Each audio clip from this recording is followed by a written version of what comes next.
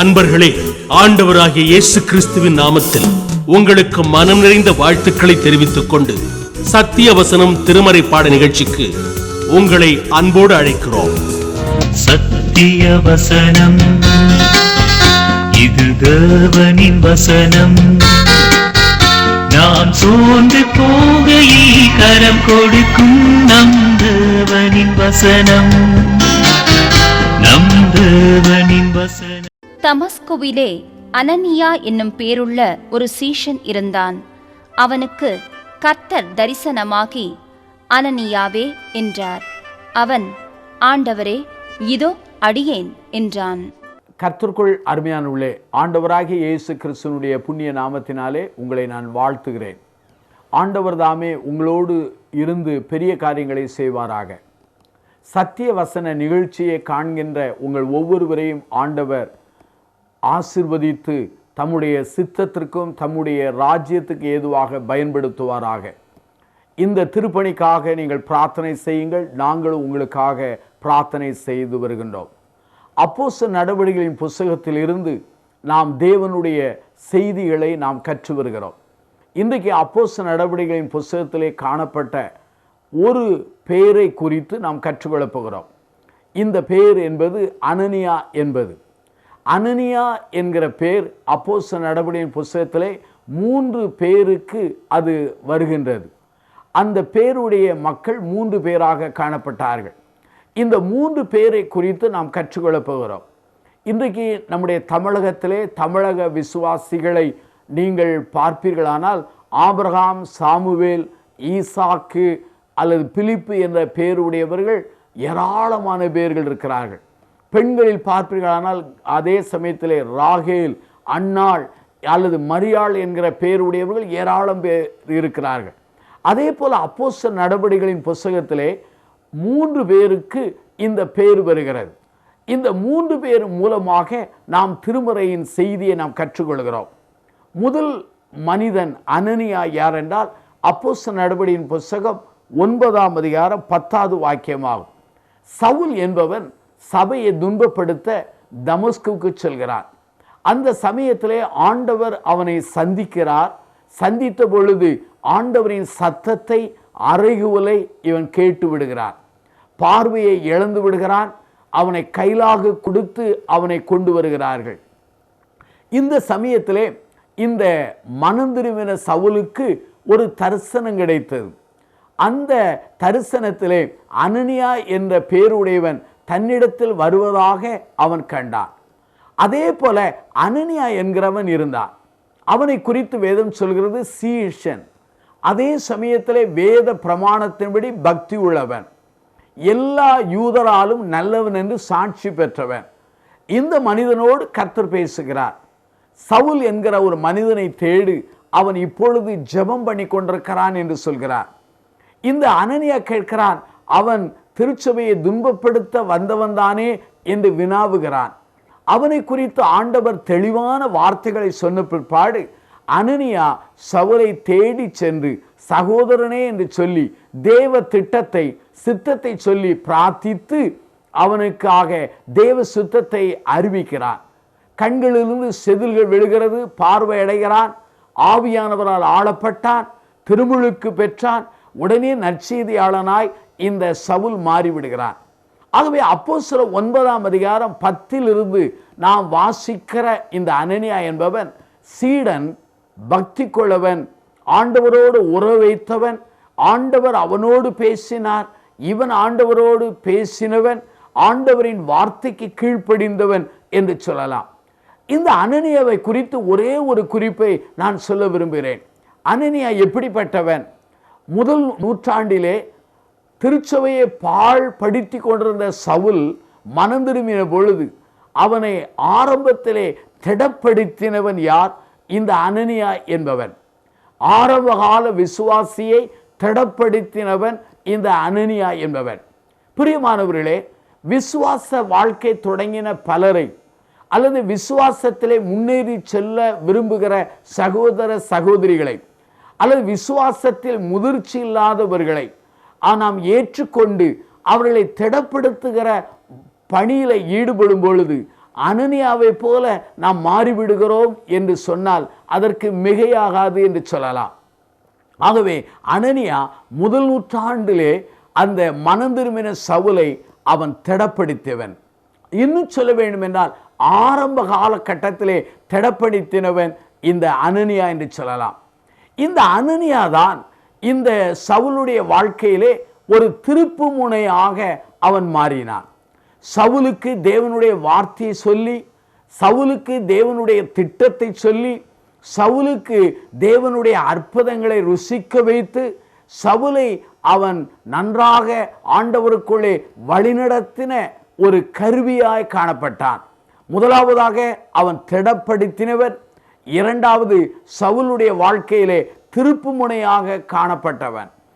ஆனால் சவுலை திருப்பியது யார் அல்லது சவுலை மனம் திரும்ப வைத்தது யார்? ஆண்டவர் தான். ஆனால் ஆண்டவருடைய கரத்திலே பயன்படுத்தப்பட்ட ஒரு அருமையான கருவியாக இவர் காணப்பட்டவர். அது மாத்திரமல்லாமல் இந்த மனிதனுடைய வாழ்க்கையிலே இவன் திசை திருப்புகிற ஒரு மனிதனாய் காணப்பட்டான். அந்த சவுலுடைய வாழ்க்கையிலே இந்த அனனியாவை சந்தித்த பிற்பாடு அவன் திருமுழுக்கு பெற்று ஆவிக்குள்ளாக்கி அன்று முதல் நற்செய்தியாளனாய் மாறினான். ஆகவே தான் அருமையான இந்த அருமையான அனனியா என்கிறவன் முதல் மனிதனாகும். ஆகவே அப்போஸ்தலர் நடபடிகளிலே 3 அனனியாக்கள். முதல் அனனியா அப்போஸ்தலர் 9ஆம் அதிகாரம் 10 காணப்பட்ட முதல் அனனியா ஆகும். இவன் திடப்படுத்தினவன், திருப்பு முனையாக காணப்பட்டவன், அவன் திசை திருப்பின ஒரு மனிதனாக வழிநடத்தப்பட்டவன். இரண்டாவது இன்னொரு அனனியா காணப்படுகிறான். அப்போஸ்தலர் 5ஆம் அதிகாரம் 1 அனனியா என்கிறவன், அனனியா சப்பிராள் என்கிற அந்த தம்பதியிலே காணப்படுகிற கணவன் தான் அனனியா என்பவன். இவன் சீடன், ஆண்டவருடைய முதல் நூற்றாண்டு திருச்சபையில் அங்கத்தினவர், ஆண்டவரின் ஆவியின் ஆளுகையை பெற்றுக்கொண்டவன், அப்போஸ்தலருடைய ஆளுகைக்குள்ளேயும் உபதேசத்தையும் கேட்கிற சிராக்கியம் பெற்றவன். அப்படிப்பட்ட இந்த ஒரு மனிதன், அருமையான மனிதன், அவன் வஞ்சிக்கப்பட்ட நிலைக்கு காணப்படுகிறான். காரணம் என்ன? காணியாட்சியை விற்றான், அதில் ஒரு பகுதியை ஒளித்து வைத்து வஞ்சித்து வைத்து பொய் சொன்னான், மாய்மாலம் பண்ணினான் என்று திருமறை சொல்கிறது. ஆகவே அருமையான இந்த அனனியா உண்மையாகவே ஆண்டவருடைய பிள்ளையாயிருந்தவன், சீடனாயிருந்தவன், ஆண்டவரை தொழுது கொண்டவன், ஆண்டவருடைய திருச்சபையிலே அங்கத்தினராக இருந்தவன், ஆவியானவருடைய ஆளுகையை பெற்றவன், அப்போஸ்தலருடைய உபதேசத்திலே வளர்ந்தவன், அற்புதங்கள் அடையாளங்களை கண்டவன், ஆவியினுடைய கிருபையை ருசித்தவன்.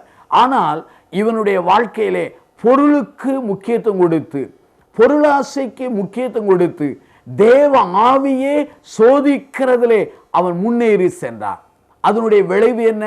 அவன் மனிதனிடத்தில் அல்ல, தேவனிடத்திலே அவன் பொய் சொன்னான் என்று தேவனுடைய மனிதன் சொல்கிறார்.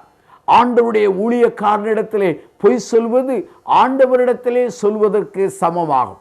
பிரியமான என் சகோதரனே, சகோதரிகளே, மனு மக்கள் மத்தியிலே, இந்த பூமியிலே நாம் சொல்லுகிற பொய் மனுமக்கள் மத்தியிலே சொல்லப்படுகிற பொய் அல்ல, ஆண்டவருக்கு முன்பாக நாம் சொல்லுகிற பொய் என்பதை நாம் சிந்திக்க அழைக்கப்படுகிறோம். இன்றைக்கு அநேக விசுவாசிகள், அநேக ஊழியர்கள், அநேக மக்களுடைய வாழ்க்கையிலே சத்தியம், உண்மை குறைந்து பொய்யானது அங்கே அதிகமாக ஆளுகை செய்து கொண்டிருப்பதை நம்முடைய கண்கூடாக பார்த்து விடுகிறோம். ஆனால் நம்முடைய வாழ்க்கையிலே அந்த பொய்க்கும் பித்தலாட்டத்திற்கும் மாய்மாலத்துக்கும் வஞ்சகத்திற்கும் தேவனுடைய ஆவியை சோதிப்பதற்கும் நாம் இடம் கொடாதபடி எச்சரிக்கையாய் இருக்க அழைக்கப்படுகிறோம். முதல் அனனியாவை அப்போஸ்தலர் 9:10 நாம் கற்றுக்கொண்டோம். இவன் பவுலுடைய வாழ்க்கையிலே அவன் திடப்படுத்தியவன், அதே சமயத்திலே திருப்பு முனையாய் காணப்பட்டவன், அவன் ஒரு திசை திருப்பு மனிதனாய் காணப்பட்டான். ஆனால் அப்போஸ்தலர் 5 காணப்படுகிற அனனியாவோ அவனுடைய வாழ்க்கையிலே பொய்க்கும் வஞ்சகத்திற்கும் மாய்மாலத்திற்கும் அங்கே தேவனுடைய ஆவியை சோதிப்பதற்கும் தேவனுடைய நியாய தீர்ப்பையை சந்தித்ததற்கும் ஒரு அடையாளமாய் காணப்பட்டான். ஆகவே அருமையானவர்களே, இந்த 2 அனனியாக்களிலே நீங்கள் எந்த அனனியா என்பதை நீங்கள் சிந்திக்க வேண்டும். அப்போஸ்தலர் 5ஆம் அதிகாரம் அனனியா சப்பிராளை குறித்து பல இடங்களிலே காணிக்கை குறித்து தேவனுக்கு கொடுக்கிற காரியங்களை குறித்து விளம்பும் போது பலர் இதை குறித்து அருள் உரை ஆற்றுகிறதை நீங்கள் அறிந்திருக்கலாம், கேட்டிருக்கலாம். எனக்கு பிரியமான என் சகோதரனே, சகோதரிகளே, இதிலே கொடுக்கிற அந்த நிலையை காட்டிலும் அதிகமான குறிப்புகள் மாய்மாலங்கள், வஞ்சகங்கள், பொய்கள், தேவனை சோதிக்கிறதிலே இருந்த ஒருமனப்பாட்டின் தன்மைகள், தேவனுடைய நியாய தீர்ப்புகள், இதையெல்லாம் அநேக குறிப்புகள் அங்கு காணப்படுகின்றன. ஆகவே தான் அருமையானவர்களே, நம்முடைய வாழ்க்கையிலே தேவன் அதே சமயத்திலே தேவனுடைய சமூகத்திலே வஞ்சிக்கிற அந்த காரியத்தை எதிர்த்து நிற்கிறார். நாம் எதை விதைக்கிறோமோ அதை அறுப்போம். தேவன் தன்னுடைய நாமத்தை பரியாசம் பண்ண ஒட்டார் என்று வேத வாக்கியம் மிக தெளிவாக சொல்லப்பட்டிருக்கிறது. ஆகவே தான் அருமையானவர்களே, நம்முடைய ஜீவியத்தில் இப்படிப்பட்ட தன்மைகள் வந்துவிடாதபடி விழிப்பாய் இருக்க வேண்டும். பிசாசானவன் கெர்ச்சிக்கிற சிங்கம் போல எவனை விழுங்கலாம் என்று சொல்லி சுற்றி வகை தேடிக்கொண்டிருக்கிறான்.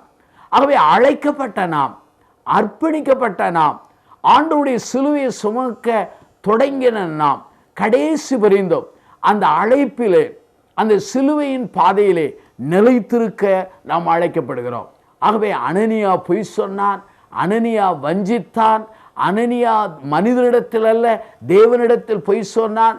அனனியா காணியாட்சியை விற்று ஒரு பகுதியை ஒழித்து வைத்தார். அதனுடைய விளைவு என்ன? தேவன் தன்னுடைய நியாய தீர்ப்பை அனுப்பினார். அங்கே களை எடுத்தார், நியாய தீர்ப்பை கட்டளையிட்டார். தேவன் தன் திருச்சபையை சுத்திகரித்தார். அதனுடைய விளைவு என்ன? அப்போஸ்தலர் 5ஆம் அதிகாரத்தை பாருங்கள். அனனியா ஜீவனை விட்டான். இதை கேள்விப்பட்ட யாவருக்கும் பயம் வந்தது. அப்போஸ்தலர் 5ஆம் அதிகாரத்தை பாருங்கள். 11 சப்பிராள் இறந்து போனாள், அல்லது அவளும் ஜீவனை விட்டாள். அப்போது வேதம் சொல்கிறது, சபையார் எல்லாருக்கும் இவைகளை கேள்விப்பட்ட மற்ற யாவருக்கும் பயம் உண்டாயிற்று. 5ஆம் அதிகாரம் 5 யாவருக்கும் பயம் உண்டாயிற்று.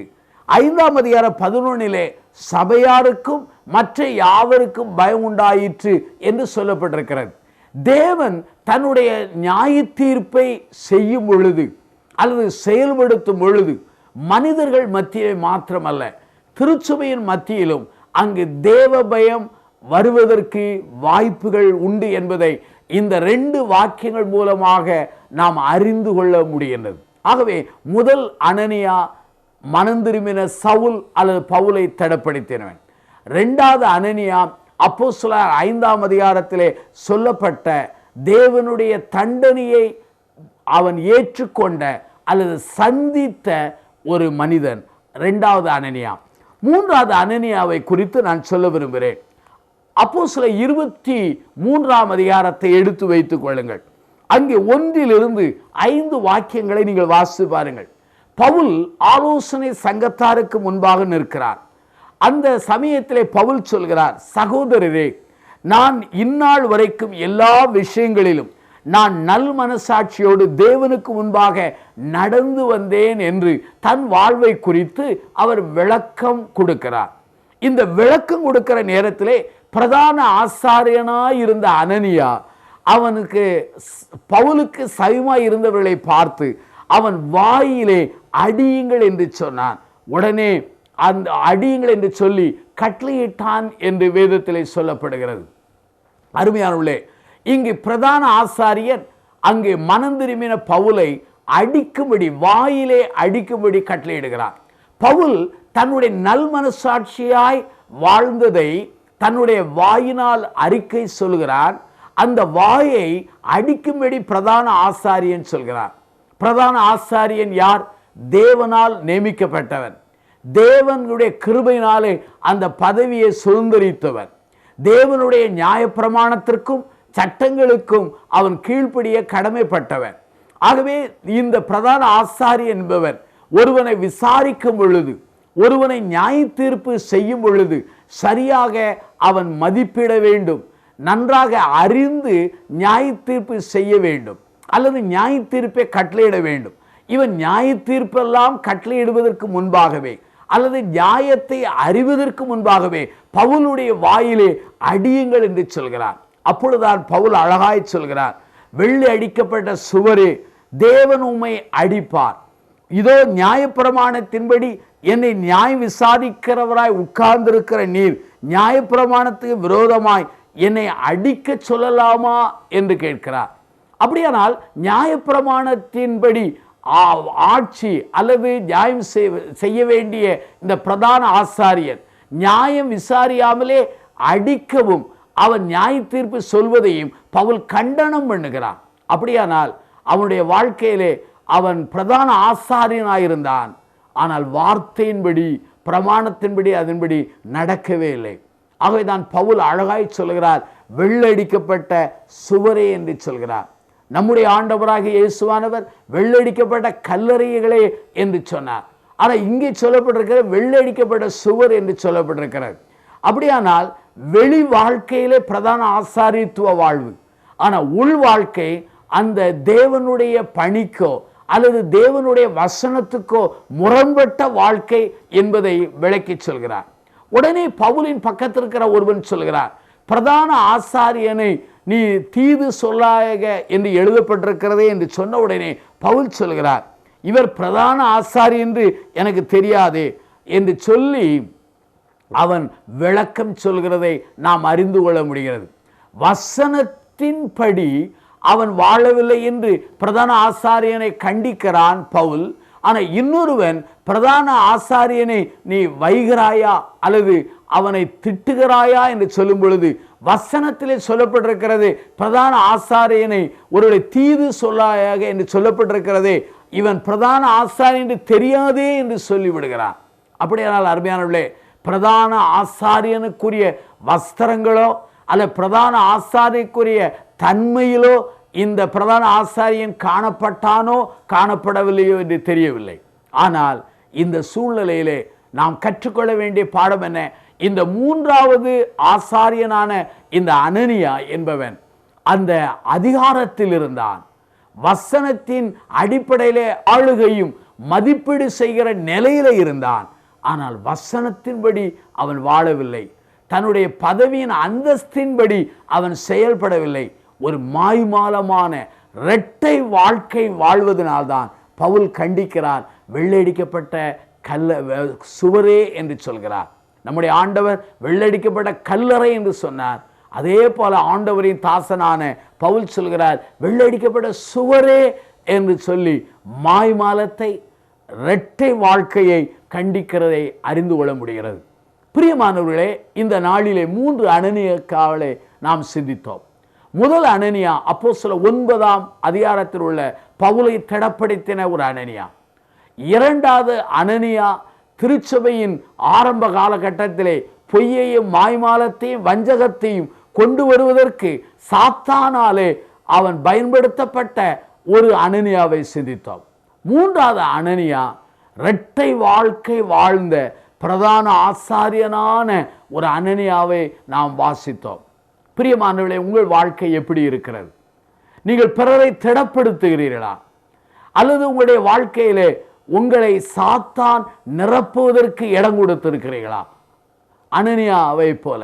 மூன்றாவதாக பிரதான ஆசாரியனாக அல்லது ஆண்டவருடைய திருப்படியிலே அல்லது ஆண்டவருடைய ஆளுகையிலே அல்லது ஆண்டவருடைய வசனத்தை சொல்லுகிறதிலே அல்லது செய்வதிலே மதிப்பீடு செய்வதிலே நியாய தீர்ப்பு செய்யக்கூடிய அந்தஸ்தும் தகுதியும் அந்த ஸ்தானத்தில் இருந்தாலும் அதன்படி வாழுகிறீர்களா அல்லது இரட்டை வாழ்க்கை வாழுகிற ஒரு போலித்தனமான வாழ்க்கை வாழுகிறீர்களா?